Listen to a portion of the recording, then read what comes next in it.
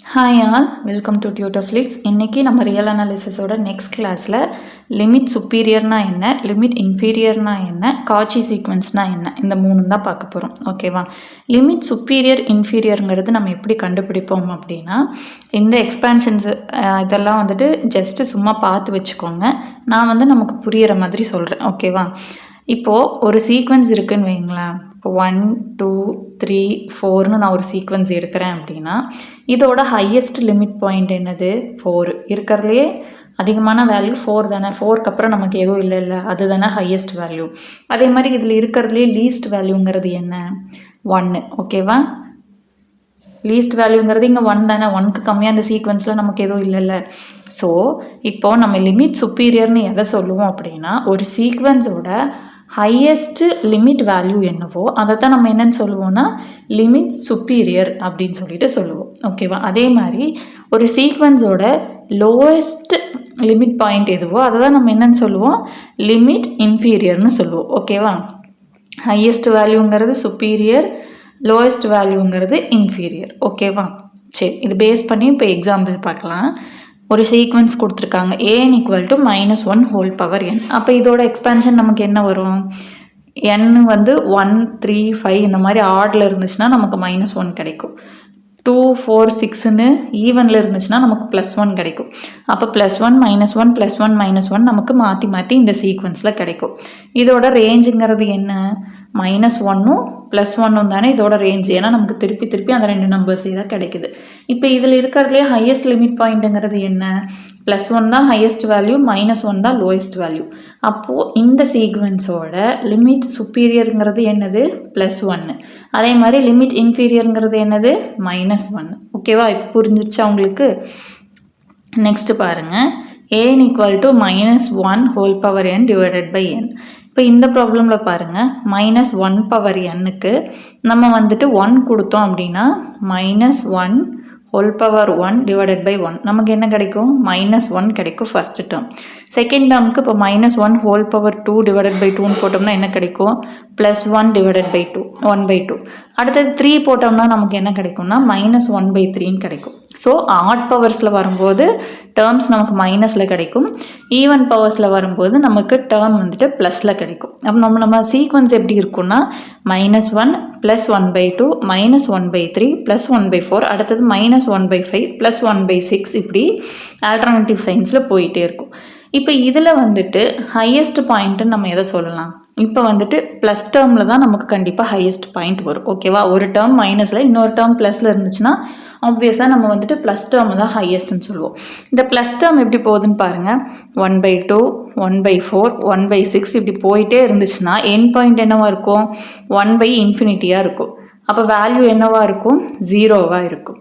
அதே மாதிரி lowest point பாருங்கள், -1 -1/3 -1/5. அதே மாதிரி இதுவும் எங்கே தான் போய் முடியும்? -1/∞ வரும். இதோட வேல்யூ நமக்கு என்ன தான் வரும்? 0 தான் வரும். அப்போ இந்த ப்ராப்ளம் பொறுத்தளவுக்கு நமக்கு லிமிட் இன்ஃபீரியரும் 0 தான், லிமிட் சுப்பீரியரும் 0 தான். ரெண்டுமே நமக்கு 0வை தான் அப்ரோச் பண்ணுது. ஓகேவா? ஸோ ரெண்டுமே நமக்கு என்ன தான் கிடைக்குது? 0 தான் கிடைக்குது. நெக்ஸ்ட் ப்ராப்ளம் பாருங்கள், an = n × -1 whole power n. இப்போ நான் இங்கே 1 சப்ஸ்டியூட் பண்ணேன்னா என்ன கிடைக்கும்? -1 கிடைக்கும். இப்போ நான் 2 சப்ஸ்டியூட் பண்ணுறேன். 2 × -1 ஹோல் பவர் 2 நமக்கு என்ன கிடைக்கும்? 2 × +1 ஆகிடும், +2 கிடைக்கும். அதே மாதிரி அடுத்தது -3 +4 -5 +6. அதாவது அடுத்தடுத்த டேர்முக்கு நமக்கு 1 2 3 4 5 6ன்னு வரிசையாக தான் வருது. சைன்ஸ் மட்டும் நமக்கு எப்படி வருது? ஆல்டர்னேட்டிவாக வருது. இப்போ 2 4 6ன்னு ஈவன் டேர்ம்ஸாக போகிறதெல்லாம் லாஸ்ட்டில் நமக்கு எங்கே போய் முடியும்? அப் டு +∞ முடியும். அதே மாதிரி -1 -3 -7 சாரி -5 -7 இப்படி ஆட் டேர்ம்ஸில் போகிறதும் எங்கே தான் போய் முடியும்? மைனஸில் போகிறதுனால நமக்கு -∞ முடியும். ஸோ இந்த ப்ராப்ளமோட லிமிட் சுப்பீரியருங்கிறது நமக்கு என்னது? +∞. அதே மாதிரி லிமிட் இன்ஃபீரியருங்கிறது -∞. ஓகேவா? நெக்ஸ்ட்டு காச்சி சீக்வன்ஸ். இப்போ காச்சி சீக்வன்ஸுக்கும் கன்வர்ஜென்ட் சீக்வன்ஸுக்கும் நிறைய பேருக்கு கன்ஃபியூஸ் ஆகும். அதை நான் இப்போ ஒரு சின்ன எக்ஸாம்பிள் மூலிமா சொல்கிறேன் பார்த்துக்கோங்க. இப்போ வந்துட்டு ஒரு சீரியஸ் வந்துட்டு சீக்வன்ஸ் வந்து நம்ம எப்போ கன்வர்ஜென்ட்னு சொல்லுவோம் அப்படின்னா, அது வந்து ஒரு லிமிட் பாயிண்ட்டை அப்ரோச் பண்ணணும். இப்போ 0ன்னு ஒரு பாயிண்ட் இருக்குன்னா நமக்கு அந்த 0ன்ற பாயிண்ட் வந்துட்டு நமக்கு கிடைக்கும். ஓகேவா? கன்வர்ஜென்ட்னா நம்ம அப்படி தானே பார்த்தோம். இப்போ 1/nன்னு இருக்குது. இதுக்கு வந்து இப்போ n டைம்ஸ் டு இன்ஃபினிட்டின்னு கொடுக்குறாங்க அப்படின்னா, இன்ஃபினிட்டின்னு நம்ம இங்கே அப்ளை பண்ணும்போது 0ன்னு ஒரு லிமிட் கிடைக்குது. ஸோ ஒரு யூனிக் வேல்யூவை அந்த சீக்வன்ஸ் வந்துட்டு நமக்கு அப்ரோச் பண்ணிச்சுன்னா அது நம்ம என்னன்னு சொல்லுவோம்? கன்வர்ஜென்ட்னு சொல்லுவோம். காட்சி சீக்வன்ஸும் கிட்டத்தட்ட அதே மாதிரி தான். பட் அது என்ன பண்ணும் அப்படின்னா, எக்ஸாக்டாக அந்த 0ங்கிற பாயிண்ட்டை வந்துட்டு அப்ரோச் பண்ணாது. அதுக்கு நெருக்கமாக இருக்கும். ஓகேவா? இதுக்கு நான் ஒரு ரியல் லைஃப் எக்ஸாம்பிள் சொல்கிறேன். இப்போ இங்கே ஒரு டீச்சர் இருக்காங்க. இங்கே ஒரு 10 ஸ்டூடெண்ட்ஸ் இருக்காங்க. இங்கே வந்து யாருமே இல்லை. அதே மாதிரி இங்கே ஒரு 10 ஸ்டூடெண்ட்ஸ் இருக்காங்க.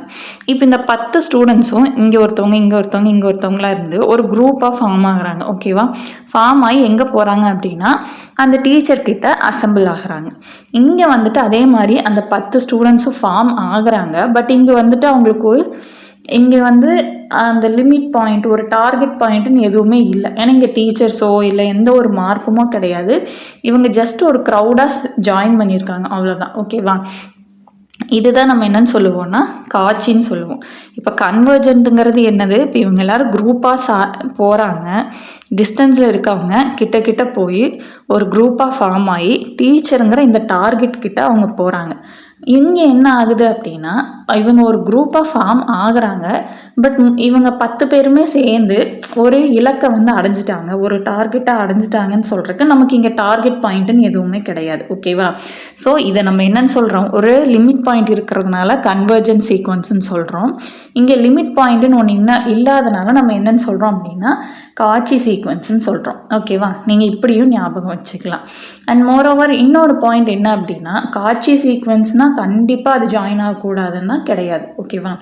ஜாயின் ஆச்சு. இப்போ இங்கேயும் டீச்சர் இருக்காங்க, இவங்களும் ஜாயின் ஆனாங்க அப்படின்னா இவங்கள வந்துட்டு கன்வர்ஜென்ட்னு சொல்லலாம், காட்சின்னு சொல்லலாம். பட் இவங்க ஜாயின் ஆகலை அப்படின்னா அந்த இடத்துல நம்ம போய் அதை வந்து கன்வர்ஜென்ட்னு சொல்ல முடியாது. ஓகேவா? கன்வர்ஜென்ட்டும் காட்சியும் ஒன்று தான். கன்வர்ஜென்ட்டை பொறுத்தளவுக்கு லிமிட் பாயிண்ட்டு கண்டிப்பாக எக்ஸிஸ்ட் ஆகணும். காட்சிக்கு வந்து கண்டிப்பாக எக்ஸிஸ்ட் ஆகணுங்கிறது கிடையாது. ஓகேவா? இந்த எக்ஸாம்பிள் புரிஞ்சிச்சா உங்களுக்கு? இப்போ பாருங்கள், இப்போ நம்ம அந்த 1/nங்கிற சீக்வன்ஸையே எடுத்துக்கலாம். இங்கே வந்துட்டு இப்போ 1 இருக்குது, இங்கே 0 இருக்குது. ஓகேவா? 1/2 1/3 இப்படி போய் போய் போய் போய் இதோட கேப் பாருங்கள். இப்போ இங்கே 1க்கும் 1/2க்கும் பாருங்கள் 0.5 டிஃப்ரென்ஸ் இருக்கும். அதே மாதிரி இதுக்கு வந்து நீங்கள் டிஃப்ரென்ஸ் பார்த்தீங்க, 1/2க்கும் 1/3க்கும் நீங்கள் டிஃப்ரென்ஸ் பார்த்தீங்க அப்படின்னா இப்போ 0.3ங்கிற மாதிரி இருக்கும். அடுத்தது 1/4 இந்த ரெண்டுக்கும் உள்ள டிஃப்ரென்ஸ் பார்த்தீங்க அப்படின்னா இப்போ 0.1ன்னு இருக்கலாம். ஸோ லாஸ்ட்டாக என்ன ஆகும் அப்படின்னா அந்த டிஸ்டன்ஸ் குறைஞ்சு 0ங்கிற பாயிண்ட்டை நமக்கு வந்துட்டு அப்ரோச் பண்ணிடும். அப்படி அப்ரோச் பண்ணிச்சுன்னா அதை நம்ம என்னன்னு சொல்லுவோம்னா கன்வர்ஜென்ட்னு சொல்லுவோம். இங்கே காட்சி சீக்வன்ஸை பொறுத்தளவுக்கு இப்போ இங்கே 0 இருக்கும், இங்கே 1 இருக்கும். இந்த 0ங்கிற பாயிண்ட்டை வந்து அது வந்து அட்டைன் பண்ணவே பண்ணாது. இப்போ ரியல் லைன் எடுத்துக்கோங்க.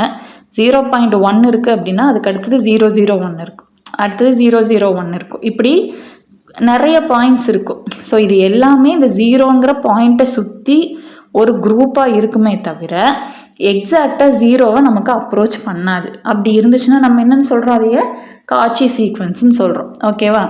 இது வந்து நீங்கள் ஜஸ்ட் டெஃபினிஷன் வந்து பார்த்து வச்சுக்கோங்க. ஓகேவா?